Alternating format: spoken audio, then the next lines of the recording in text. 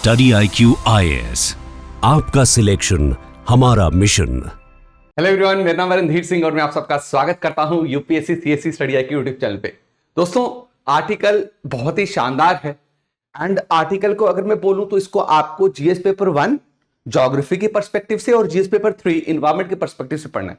लेकिन आर्टिकल बहुत थ्रिलिंग है क्योंकि एक सबसे बड़ी रिवर भारत की, right, that is longest as well as large, that is Ganga river system.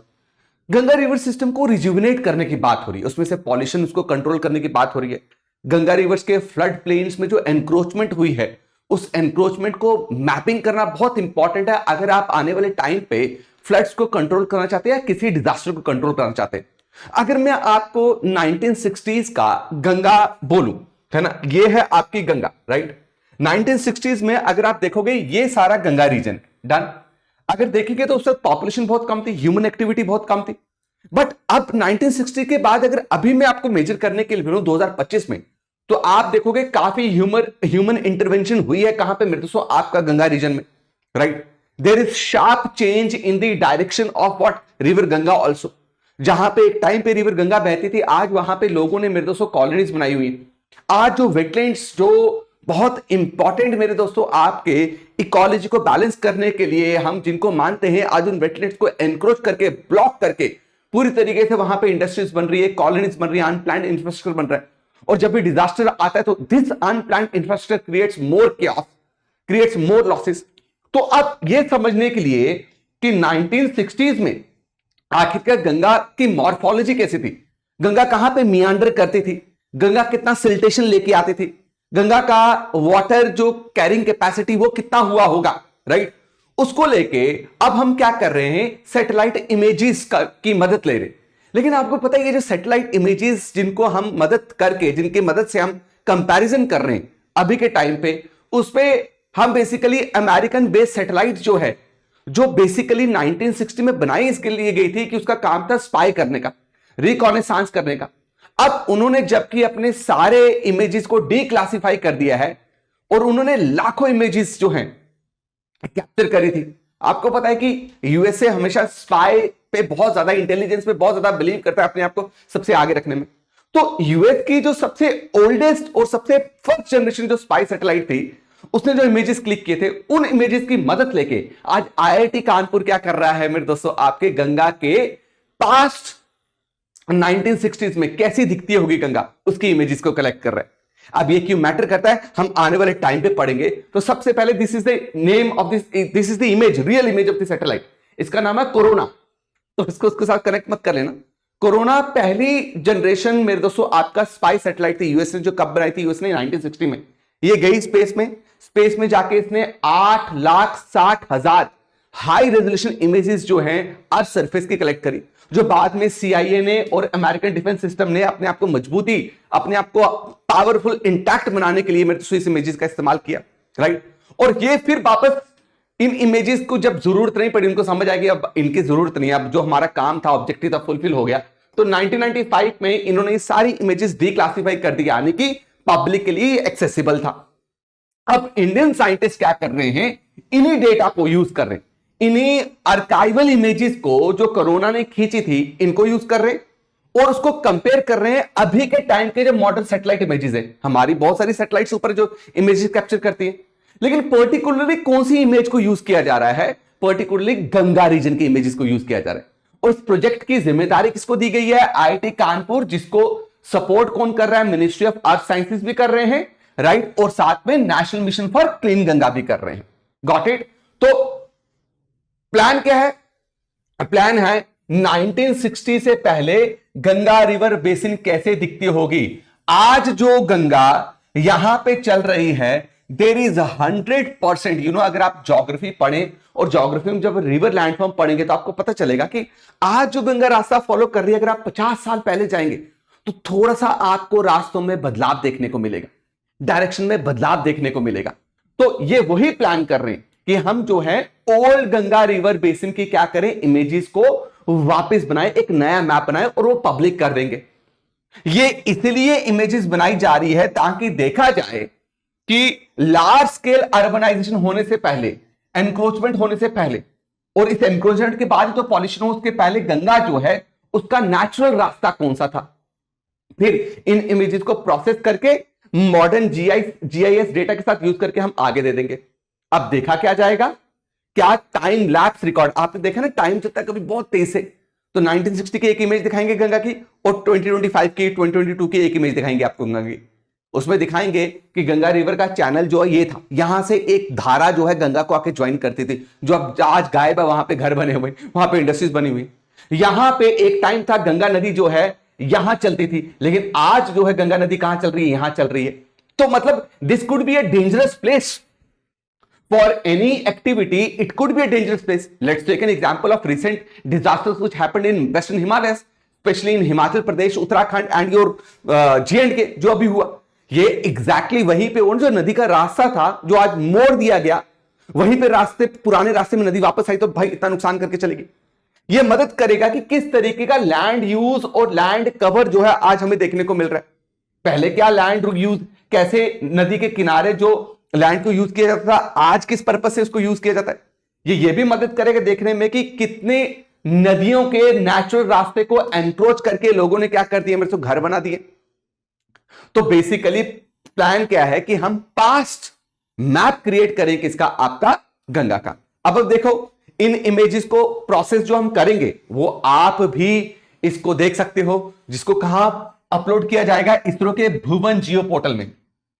तो ये जो इमेजेस जो वो प्रोसेस करेंगे और जो इमेजेस को कहां ये अपलोड कर रहे हैं, इसरो भुवन जियो पोर्टल में। ये कम्युनिटी ड्रिवन भी है, कम्युनिटी को भी अवेयर किया जा रहा है, हम लोगों को भी बताया जा रहा है कि देखिए कि कैसे गंगा नदी पहले होती थी, राइट। पूरा डिटेल मैप आएगा गंगा नदी का, जिसमें आपको बताया जाएगा कि लास्ट 50 सालों में गंगा नदी के स्ट्रक्चर में, मॉर्फोलॉजी में, और गंगा नदी के पास जो जमीन थी उनके लैंड यूज में कैसे बदलाव आया है। मेरी बात आपको क्लियर हो गई। अब देखो ये क्यों मैटर करता है, यही तो बड़ी बात है।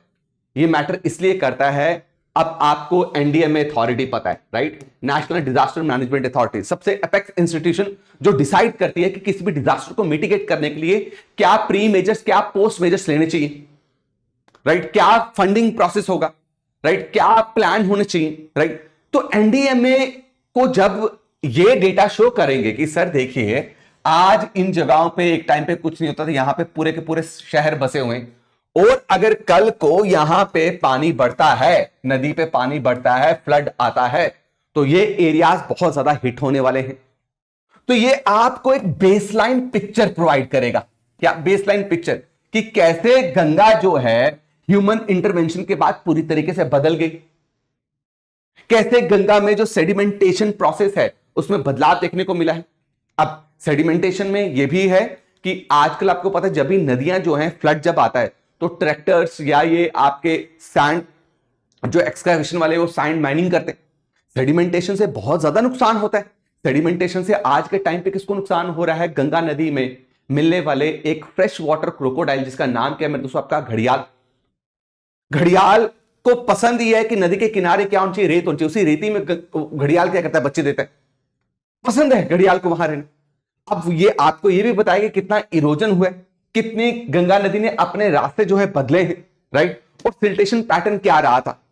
ये एक बहुत बढ़िया टूल होने वाला है हमारे लिए, क्या सरकार के लिए पॉलिसीज बनाने के लिए।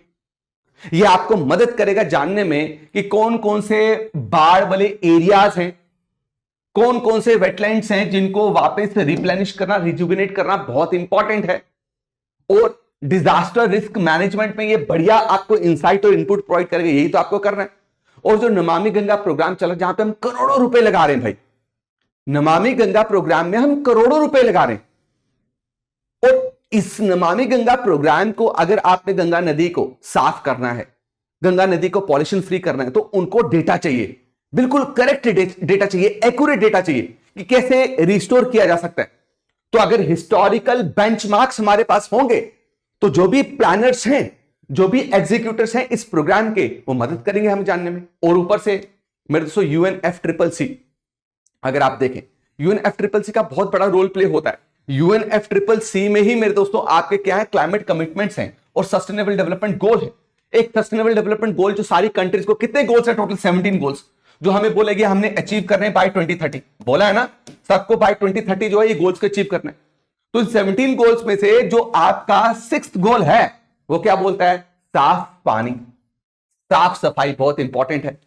तो अब अगर हम ये डेटा को यूज करके नमामि गंगा प्रोग्राम को प्रोवाइड करेंगे, गवर्नमेंट को प्रोवाइड करेंगे, सिटीजंस को अवेयर करेंगे, तो automatically we will be able to easily achieve this goal. मेरी बात क्लियर? और ये एक मॉडल बन सकता है जो इंडियन साइंटिस्ट जो आईआईटी कानपुर कर रहे हैं, ये रिवर रिस्टोरेशन ग्लोबली कैसे हो, हम एग्जांपल बनेंगे। जैसे कितनी सारी चीजें उसके लिए हम लेते ना, भाई ये कंट्री जो है एग्जांपल है, उसने एग्जांपल सेट किए, हमें यही चीज फॉलो करनी चाहिए अपनी कंट्री में बदलाव लाने के लिए। वैसे इंडिया जो है मेरे दोस्तों वो बन सकता है ना। पब्लिक डैशबोर्ड होगा। पब्लिक डैशबोर्ड का मतलब क्या है कि हाँ भाई यहां पे इंप्रूवमेंट चाहिए, और यस एक साल के बाद यहां पे हमने इंप्रूवमेंट कर दिया, ये जगह जहां पे इंप्रूवमेंट लेस है, क्यों है? ट्रांसपेरेंसी आएगी। I hope this is very very clear, very very clear to all of you कि कैसे एक स्पाई सैटेलाइट इमेज को यूज करके मेरे दोस्तों इंडिया आज जो है गंगा नदी को रिजुविनेट करना चाहता है, रिवाइव करना चाहता है। I hope you enjoyed this article. आप भी अपने कमेंट सेक्शन में जरूर कमेंट रखिएगा।